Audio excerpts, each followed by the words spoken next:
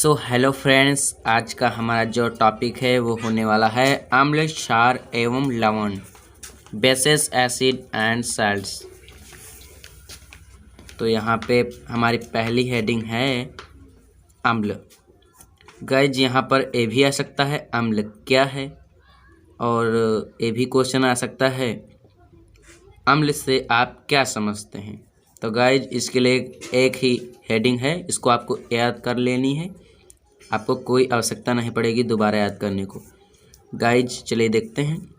वे पदार्थ जो स्वाद में खट्टे होते हैं तथा जो नीले लिटमस पेपर को लाल कर देते हैं अम्ल कहलाते हैं, जैसे सिरके, नींबू, आंवला, संतरा आदि।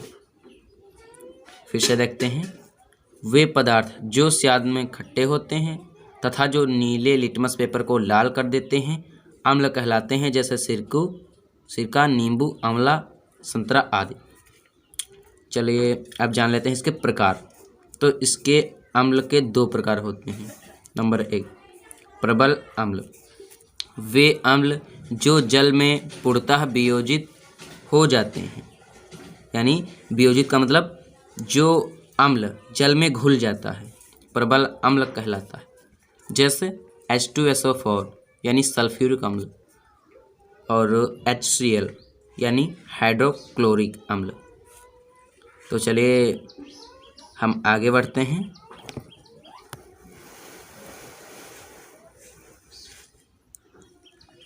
अब आ गया हमारा यहाँ पर दुर्बल अम्ल।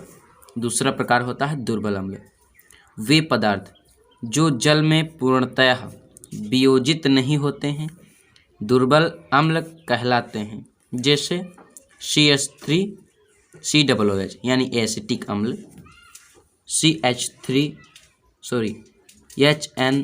HNHCN यानी हाइड्रोजन साइनाइड इत्यादि। गाइस फिर से देखते हैं। दुर्बल अम्ल यानी वे अम्ल जो जल में पूर्णतः वियोजित नहीं होते हैं, यानी वो जल में घुल नहीं पाते हैं, दुर्बल अम्ल कहलाते हैं, जैसे CH3COOH एसिटिक अम्ल, HCN हाइड्रोजन साइनाइड इत्यादि। राइट गाइस, देखते हैं दूसरा। तो यहाँ पे जो है एसिड, अम्लों के उपयोग यानी यूज़ ऑफ एसिड। तो हम जो है पहला हमारा है सल्फ्यूरिक अम्ल। सल्फ्यूरिक अम्ल का जो है प्रयोग कहाँ कहाँ किया जाता है, तो यहाँ पे पेट्रोलियम उद्योग में, प्लास्टिक व कृत्रिम रेसे बनाने में इसका प्रयोग होता है। Right guys. नंबर बी वाला देखते हैं, नाइट्रिक अम्ल। तो इसका यूज होता है सोने चांदी के शोधन में, यानी जो है सोनार इसका यूज करता है दोस्तों। तो चलिए आगे बढ़ते हैं। गाइज अगली हेडिंग है हमारी क्षार, बेसेस यानी क्षारक। इसे क्षार भी कहते हैं और क्षारक भी कहते हैं। गाइज चलिए देखते हैं।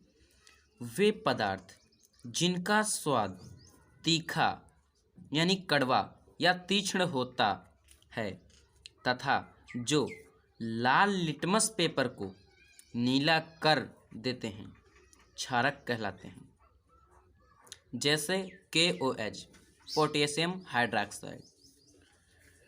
फिर से देखते हैं। वे पदार्थ जिनका स्वाद तीखा या कड़वा होता है तथा जो लाल लिटमस पेपर को नीला कर देते हैं क्षारक कहलाते हैं, जैसे KOH यानी पोटेशियम हाइड्रोक्साइड। दूसरी हेडिंग देखते हैं। क्षारक दो प्रकार के होते हैं। कितने प्रकार के होते हैं? बेसेस दो प्रकार के। नंबर पहला देखते हैं हम, प्रबल क्षारक, यानी ये अम्ल के जैसे ही है। देखते हैं। वे क्षारक जो जल में पूर्णतः वियोजित हो जाते हैं प्रबल क्षारक कहलाते हैं, जैसे KOH पोटेशियम हाइड्रोक्साइड। प्रबल क्षारक यानी वह क्षारक या वह क्षार जो है जल में घुल जाता है, जो जल में घुल जाता है, जो क्षारक जल में घुल जाता है वह प्रबल क्षारक कहलाता है। सिंपल। तो नेक्स्ट वाला देखते हैं गाइज।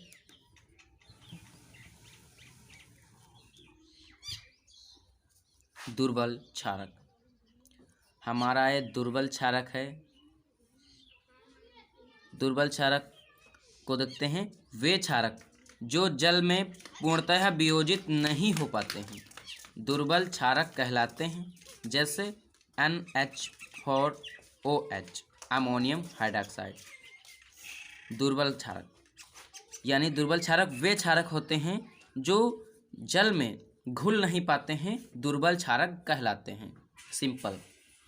जैसे NH4OH ammonium hydroxide. Right guys, अगली हेडिंग हमारी है सूचक।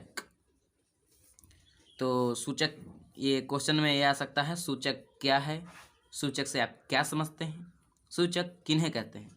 तो गाइज इन सभी के लिए एक ही हेडिंग है, आप उसमें सूचक की हेडिंग डालकर ये लिख सकते हैं, वे पदार्थ जिनका उपयोग किसी अनुमापन में उदासीन बिंदु या अंतिम बिंदु को निर्धारित करने के लिए किया जाता है, सूचक कहलाते हैं।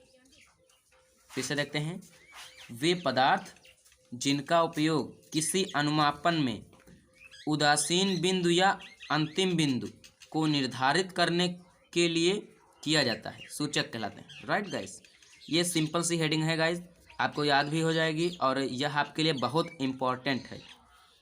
जो क्लास 10th में है उसके लिए ये बहुत इम्पॉर्टेंट है। ये जो है शॉर्ट क्वेश्चन है और इनको आपको याद ही होना चाहिए अच्छे मार्क्स लाने के लिए। गाइज अगली हेडिंग देखते हैं। गाइज हमारी अगली हेडिंग है पीएच परिसर। तो यह भी बहुत इम्पोर्टेंट है। तो इसके अंतर्गत क्या आता है दिखाते हैं आपको। किसी अम्ल क्षारक सूचक के रंग में परिवर्तन किसी निश्चित पीएच पर न होकर एक निश्चित सीमा में होता है, जिसे पीएच परिसर कहते हैं। ऑलराइट गाइस, पीएच परिसर किसे कहते हैं ये भी क्वेश्चन आ सकता है, और पीएच परिसर क्या है। तो उन सभी में आपको एक ही चीज़ लिखना है गाइज, किसी अम्ल क्षार सूचक के रंग में परिवर्तन निश्चित पीएच पर न होकर एक निश्चित सीमा में होता है, जिसे पीएच परिसर कहते हैं। ऑलराइट गाइज, तो आज का हमारा टॉपिक क्लियर होगा। ये थे कुछ ऐसे इम्पोर्टेंट क्वेश्चन जो हाई स्कूल के विद्यार्थियों के लिए वेरी इम्पोर्टेंट हैं। तो गाइज मिलते हैं अगली वीडियो में, तब तक के लिए जय हिंद।